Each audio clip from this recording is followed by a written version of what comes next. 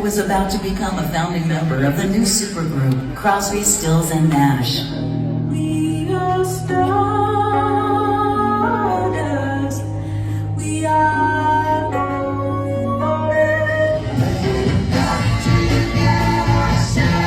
Despite not going to Woodstock, Joni's song about the event became an anthem for a generation when it was recorded by CSNY. Big Yellow Taxi on Joni's second album, Clouds, also became a surprise hit. And along with the lyrical Ladies of the Canyon, Joni became a vibrant voice around the world. And the voice was Miss Joni Mitchell. The legendary Blue is considered by many to be one of the greatest albums of all time. Oh, carrying it out to Filled with acute observations and heartbreaking lyricism, Joni channeled the vision of Virginia Woolf and Joan Didion, and in so doing transcended the vanguard of the flourishing folk rock movement. In 1972, Mitchell's fifth album, For the Roses, was released, and Joni toured the world as a global superstar.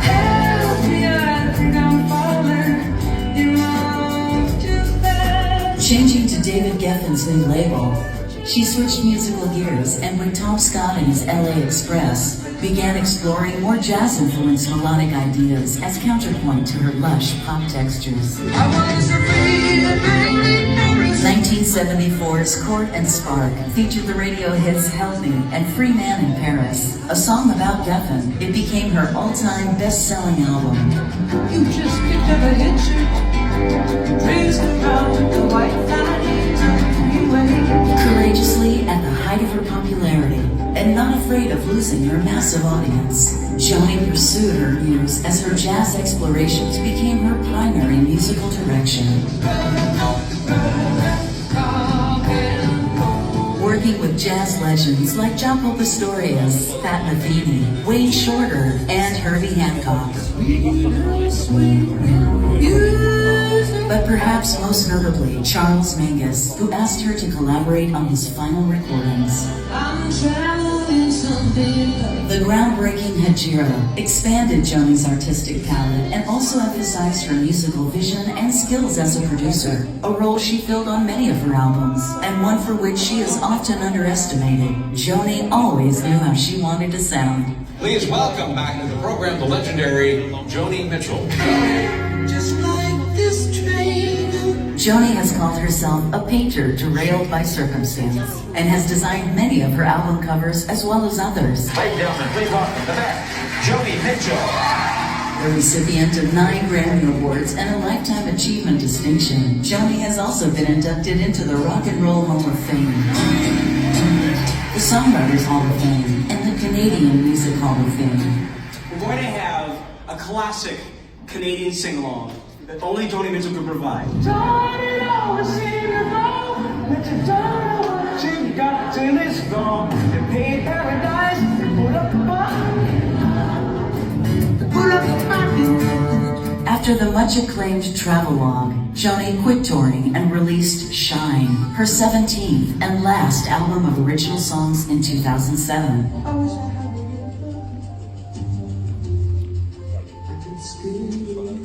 In 2008, Herbie Hancock won the prestigious Album of the Year Grammy for River, the Joni Letters, a unique tribute of cover songs. She's so busy being free. Drawing from folk, pop, rock, and jazz, Mitchell's songs reflect social and environmental ideals, as well as her feelings about romance, confusion, disillusionment, and joy. For a lifetime of music filled with innovation and creativity, for a journey that was prolific, adventurous, searching, Joni bravely charted her own course. That has made her an inspiration to thousands of artists, songwriters, and musicians all over the world. And the seasons, they go round and round. She is without question one of the most revolutionary artists in the history of recorded music. And there is indeed no one more deserving of every prize there is. The 2020 NAMM Tech Awards are honored to name Joni Mitchell as the first woman to receive the Les Paul Innovation Award.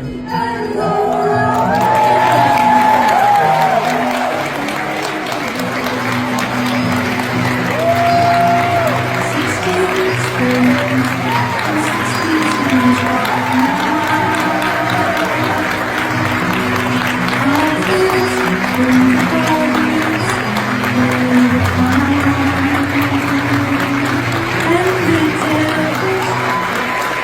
welcome NBA Jazz master and longtime friend of namm and the 1994 recipient of the Les Paul Innovation Award, Mr. Herbie Hancock.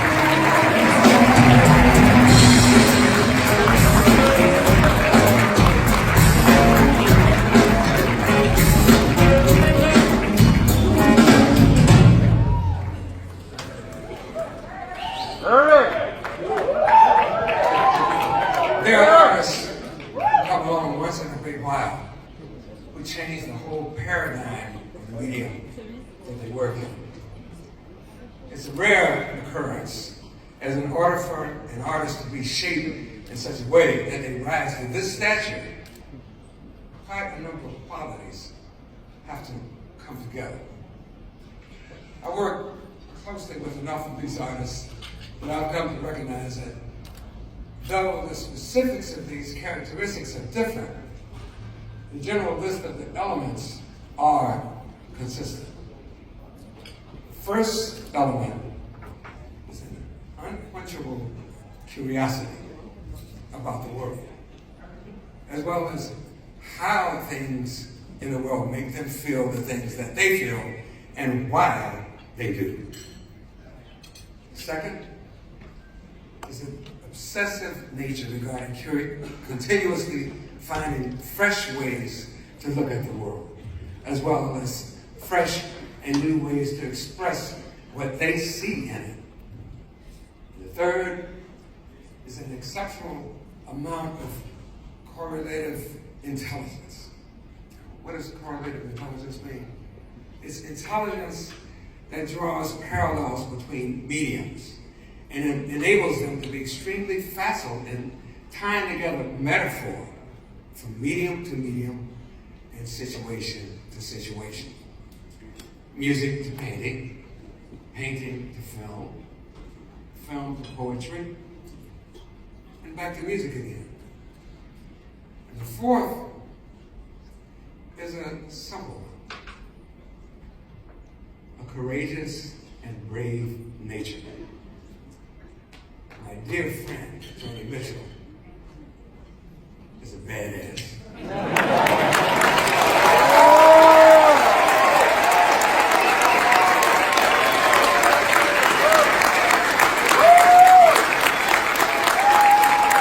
She is, and has always been a great mother. Now, where did she acquire this trait? It's hard to say, but it might have been when she was 9 years old, bound up from head to toe so that she wouldn't move, laying in the hospital alone for weeks after contracting polio. Or when she decided that she was going to get out of that hospital and be home before Christmas. And through strength and will, made this come to pass. That courage also enabled her to craft open tunings on the guitar in order to create her own harmonic language after she found that because of the effects of polio, she was unable to negotiate the complex finger positions required in order to get at the chords that she was hearing in her mind on the guitar. She accessed that same courage in her nature when she began to write songs and make her own records. Over and over again, she managed to turn the challenges and experiences that she came up against in her life into not only original and beautifully crafted poetic narrative, but musical poems that not only pushed around and erased the boundaries between genres, but that served as a lifeline that articulated what so many of us were going through in the various areas of our own lives. Her natural penchant and thirst for fresh territory made her unable to be a copycat. Each record had to break walls down and find new compelling areas between the existing areas. Think about it. Song to a Seagull, Clouds, Ladies of the Canyon, Blue, For the Roses, Court and Spark, The Hissing of Summer Longs, The Jira, Don Juan's Reckless Daughter, Mingus, Wild Things Run Fast, Dog Eat Dog, Chalk Mark in a Rainstorm, Night Ride Home, Turbulent Indigo, Taming the Tiger, Both Sides Now, Travelogue, Shine. 19 albums?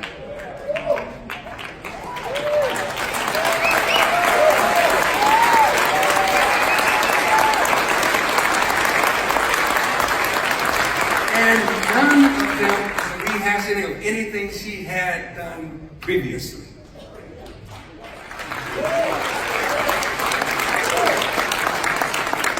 In order to walk this kind of path in any art, you have to be fearless. One record is praised and awarded, then everyone wants you to do the same thing on the next one. When you don't, many people say that you don't have the same inspiration that you had on the previous one.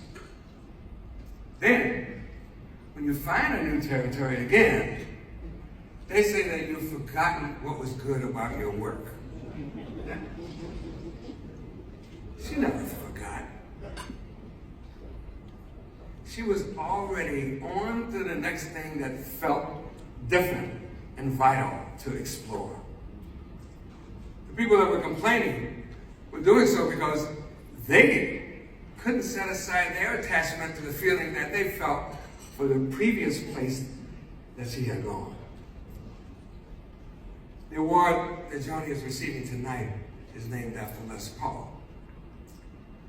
Les Paul was another searcher, a person who changed the whole paradigm of recorded music by inventing multi-track recording. Joni wasn't afraid to venture into the unknown in the technical realm either. Throughout her career, she has always been searching for new sounds and new ways to get new sounds.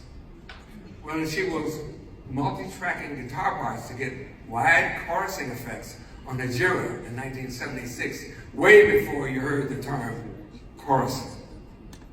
Or experimenting with tape loops in 1975 on the initial recording of a song of hers that I later recorded with Leonard Cohen called The Jungle Line.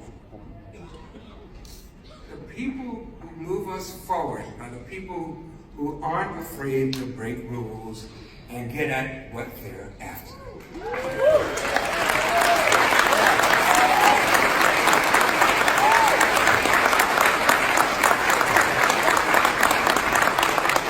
And then there are the musicians, engineers, and creative partners that she found to help her get at what she was after. In her song, A Case of You, she wrote, I'm frightened by the devil, and I'm drawn to those who ain't afraid. She looked for musicians who embodied the same depth and insouciance that she found within herself, and gave them permission to try things and to fail, as long as they weren't playing it safe. She would find ways to nudge them this way or that while they searched for new ways to approach accompanying words and navigating through the chords that she found and grouped together, configured in new and unconventional ways that spoke to her. Using the same skill for metaphor that I was talking about earlier, she might tell a musician to play a Japanese wave and show them a Japanese watercolor painting. The way that she found to group those chords together, the melodies that she put against those chords, and the words that she wrote to go along with those melodies, all had something in common. The ability to touch our hearts, make us cry, make us laugh, stimulate our minds, and reach down into the deepest parts of our humanity and move us. We need artists like Joni to wake us up help us remember to be human beings. It's hard to imagine the world without this courageous and brave woman's songs and records. Ladies and gentlemen, my dear friend, Joni Mitchell.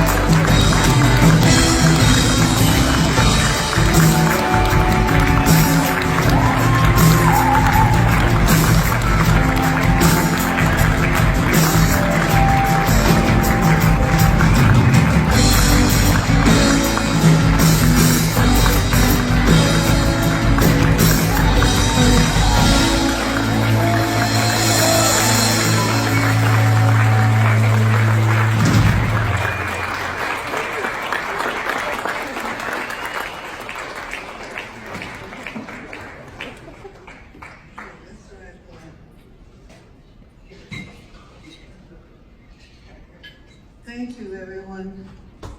I'm truly honored. Kirby, you're a doll. Thank